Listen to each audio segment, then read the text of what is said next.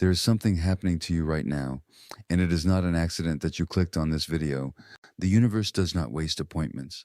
Whatever brought you here, a restless night, a longing you cannot name, a quiet voice inside you whispering that there must be more, that is not random. That is a signal. And if you stay with me for the next 22 minutes, I'm going to show you something that most people will live their entire lives without ever discovering. Not because it is hidden from them, but because they were never still enough to receive it. I want you to take one slow breath right now. In through the nose, hold it, and release. Good, because what I am about to share with you operates below the level of the thinking mind. It moves in the deeper waters, and your nervous system needs to be open to receive it. Let me begin with a question that Carl Gustav Jung, perhaps the greatest cartographer of the human soul who ever lived, spent his entire life trying to answer. He asked, why do intelligent, well-meaning, genuinely good people consistently fail to get what they most deeply want? Why do they set goals and abandon them? Why do they fall in love with the same wrong person again and again? Why do they sabotage their own success at the very moment it is within reach?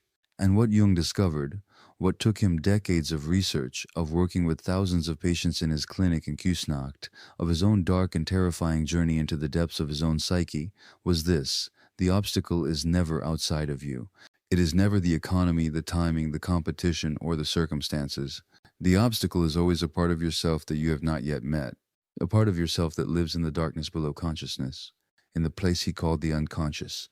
Now, I know that word can sound clinical. It can sound like something that belongs in a therapist's office, not in your daily life. But stay with me, because when you understand what the unconscious actually is, when you feel it, not just understand it intellectually, everything changes. Your desires stop feeling like wishes and start feeling like inevitabilities. The gap between who you are and who you were born to be begins to close. And that is exactly what this video is about. The unconscious is not simply the place where forgotten memories go. It is not the basement of your mind where you store old traumas and embarrassing moments. No, the unconscious is something far more vast, far more luminous, far more terrifying and beautiful than that. Jung said it contains not only the shadow, the parts of ourselves we have rejected, suppressed, denied, but also the gold, the unlived potential, the desires that are so powerful, so true, so aligned with your deepest nature that the ego is afraid to claim them. Think about the last time you had a desire, a real one. Not I want a new phone. I mean a real desire, the kind that lives in the chest, the kind that wakes you up at 3 a.m., the kind that you are almost embarrassed to say out loud because it feels too big, too presumptuous, too much. Maybe it is a creative life. Maybe it is love that actually sustains you. Maybe it is a kind of freedom that you cannot even fully picture yet, just a feeling, a direction, a pull. That desire did not come from your ego. Your ego is too cautious for desires like that. Your ego is the part of you that says be realistic. That desire came from something deeper. It came from what Jung called the self, capital S, the totality of who you are, the organizing intelligence at the very center of your being, the part that knows your purpose even when your conscious mind is still confused. And here is the heartbreaking thing. Here is what keeps most people stuck their entire lives. The ego and the self are not aligned. The ego wants safety. The self wants truth. The ego wants approval. The self wants authenticity. And caught between these two forces, most people live what Thoreau called lives of quiet desperation. They have settled. Not because they wanted to settle, but because they never learned the method for bridging that gap. That method is what Jung called individuation.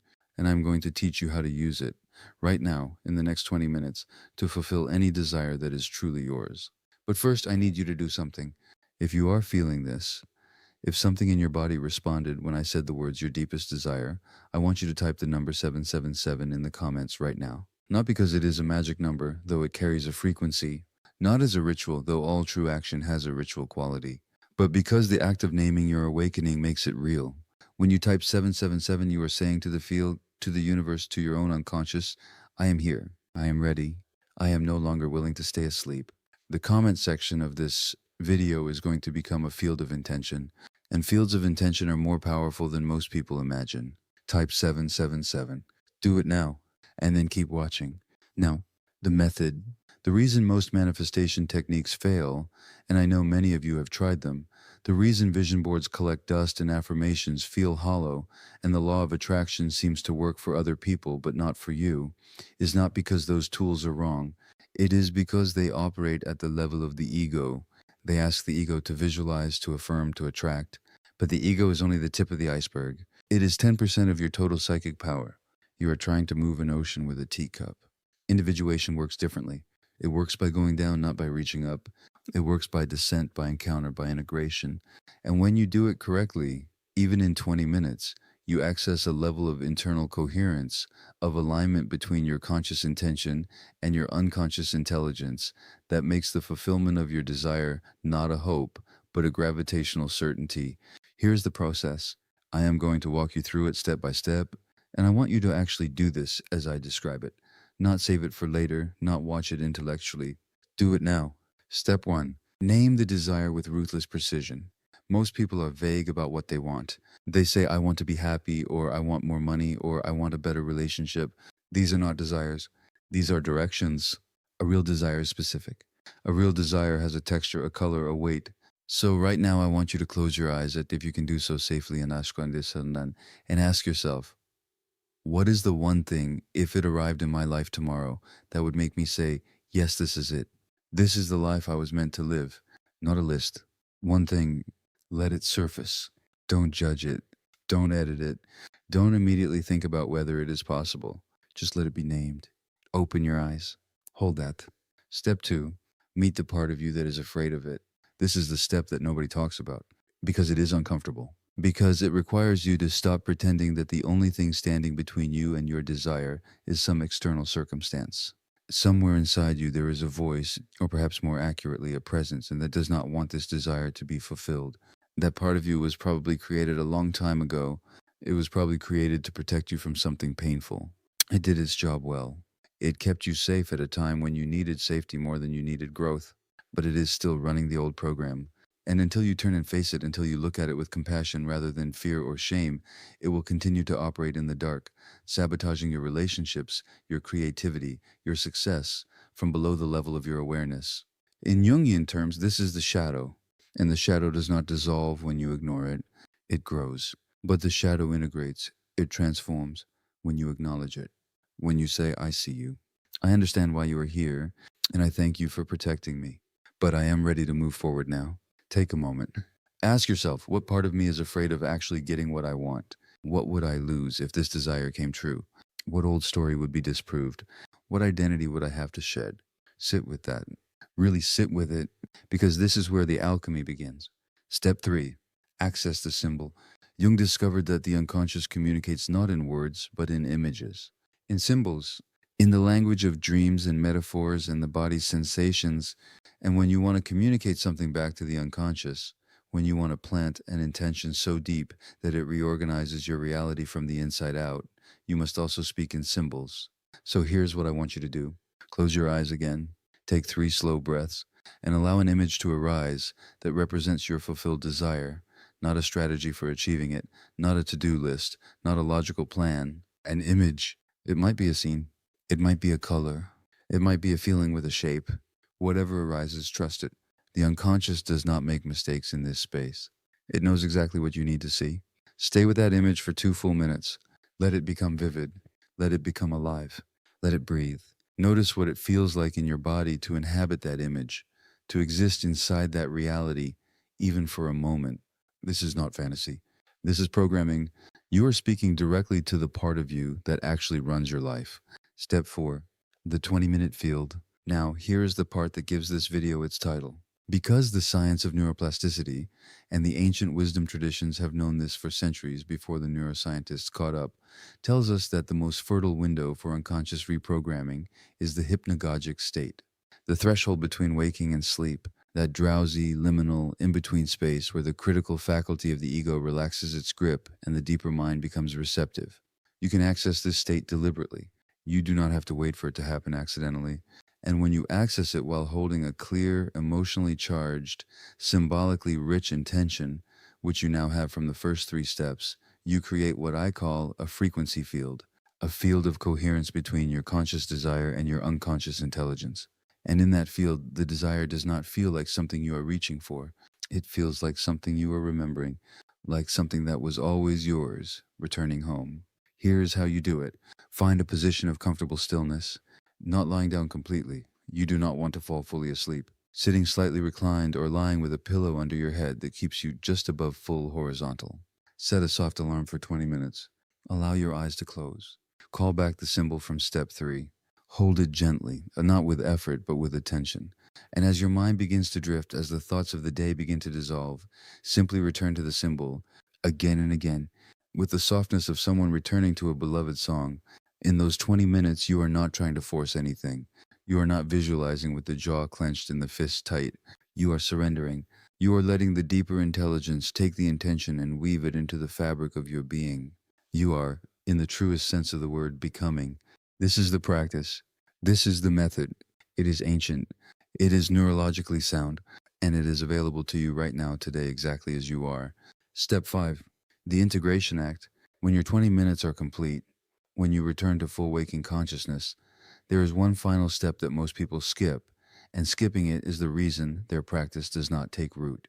You must do one small physical action that is aligned with your desire, not a grand gesture, not a complete overhaul of your life.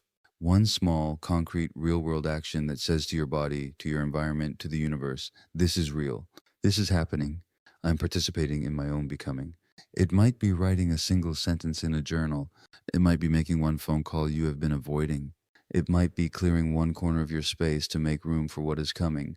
It might be simply standing up, walking to a window, looking at the world, and saying out loud, I am ready. The unconscious speaks in symbols, but it listens to actions. Do not skip this step. Now I want to pause here and speak to those of you who are skeptical. I see you. I respect you. Skepticism is intelligence protecting itself, and your intelligence is an asset, not an obstacle. So let me be honest with you about something. This process is not magic in the Hollywood sense. It will not summon your desire from thin air by tomorrow morning. What it does, what it genuinely, demonstrably does, is remove the internal friction that is currently preventing your desire from manifesting. It aligns the 10% of you that wants the thing with the 90% of you that has been unconsciously working against it. And when that alignment occurs, when the whole of you is moving in the same direction, the external world reorganizes itself around your coherence with a speed and a grace that can feel from the outside like magic. Jung spent a lifetime studying this phenomenon. He called it synchronicity, those meaningful coincidences that begin to multiply when a person is truly on the path of their own individuation. When you become internally coherent, the world around you becomes responsive. People appear. Opportunities surface. Doors open that you did not even know existed, not because the universe is doing you a special favor, but because you are finally asking for the right things in the right way from the right place inside yourself. And speaking of right places, I want to address something that comes up for almost everyone who encounters this work, the question of worthiness. Because somewhere along the line, most of us absorbed a message from a parent, a teacher, a religion, a culture, that we had to earn the right to our desires, that wanting was dangerous, that receiving was selfish, that the life you most deeply want is somehow too much to ask for. That message was wrong, not unkind, not malicious, wrong. Your desires are not random. They are not accidents. They are not indulgences. In the Jungian framework, the desires that arise from your deepest nature, from the self, not from the ego's hunger for validation or the wound's need for compensation, those desires are the voice of your purpose. They are the sound of the universe calling you home to yourself. To suppress them is not humility. It is a kind of violence against your own soul. You are allowed to want what you want. You are allowed to pursue it with everything you have. You are allowed to receive it without guilt, without apology, without spending the rest of your life justifying your own flourishing. That permission does not come from me. It was always yours. I am simply reminding you.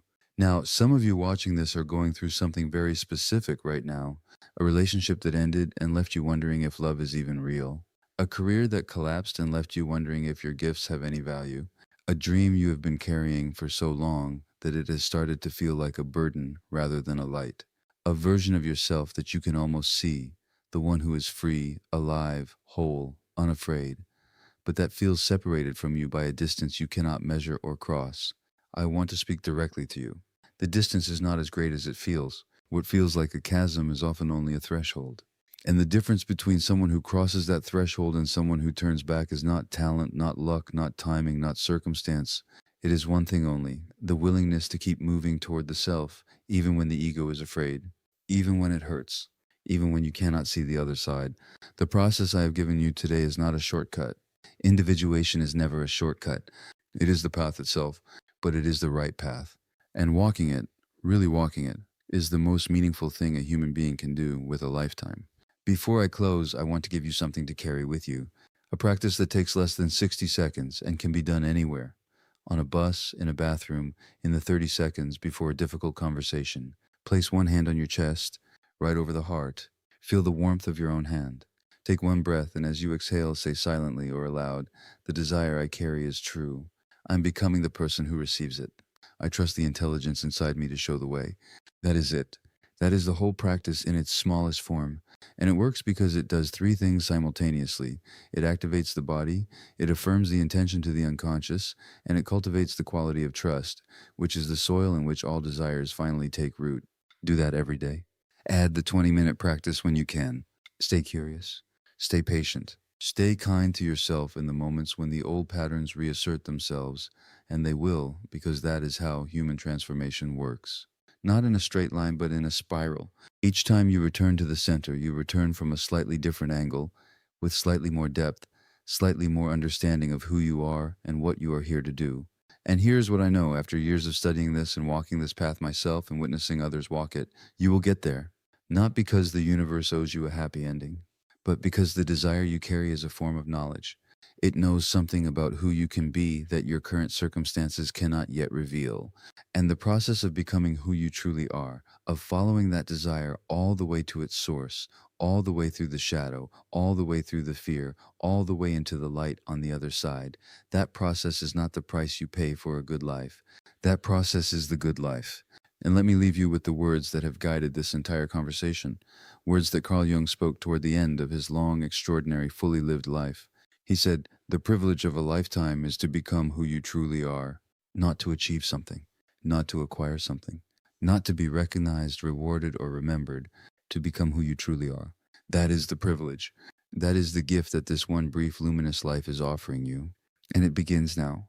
If this video moved something in you, if something shifted, even slightly, please leave 777 in the comments. Not for the algorithm, not for me, for yourself. As a record that on this day, at this moment, you said yes to your own becoming. The field is gathering, and you belong in it. I will see you in the next video. And until then, keep going toward yourself. The distance is shorter than you think.